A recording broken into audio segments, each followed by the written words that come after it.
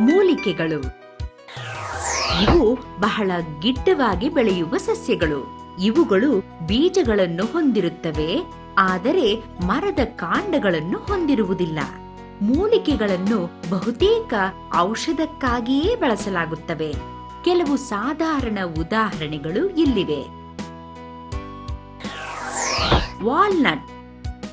ಇದರ ಹಣ್ಣುಗಳು ಸಿಹಿಯಾಗಿರುತ್ತವೆ, ನೋವಿನ ಉಪಶಮನಕಾರಿ ಮತ್ತು ದೇಹದಲ್ಲಿ ಶಾಖವನ್ನು ಉಂಟುಮಾಡುತ್ತದೆ. ಬೆನ್ನು ನೋವು, ಕೆಮ್ಮು ಮತ್ತು ಇನ್ನಿತರ ವ್ಯಾಧಿಗಳ ಚಿಕಿತ್ಸೆಗಾಗಿ ಇದನ್ನು ಬಳಸುತ್ತಾರೆ. ಜೈಂಟ್ ಮೂಲಿಕೆಗಳು. ಬಾಳೆಹಣ್ಣು ಮತ್ತು ಶುಂಠಿಗಳು ಪರಿಗಣಿಸಬಹುದಾದ ಎತ್ತರಕ್ಕೆ ಯಾವ ಮರದ ಗುಣವೂ ಇಲ್ಲದೆ, ಗಟ್ಟಿ ಕಾಂಡವೂ ಇಲ್ಲದೆ ಬೆಳೆಯುತ್ತದೆ. ನಮಗೆ ಕಣ್ಣಿಗೆ ಕಾಂಡವೆಂದು ಕಾಣುವ ಭಾಗ ನಿಜವಾಗಿ ಎಲೆಗಳದು. ಎಲೆಗಳು ಒಂದಕ್ಕೊಂದು ಸುತ್ತಿಕೊಂಡು ಕಾಂಡದಂತೆ ಕಾಣುತ್ತಿರುತ್ತವೆ.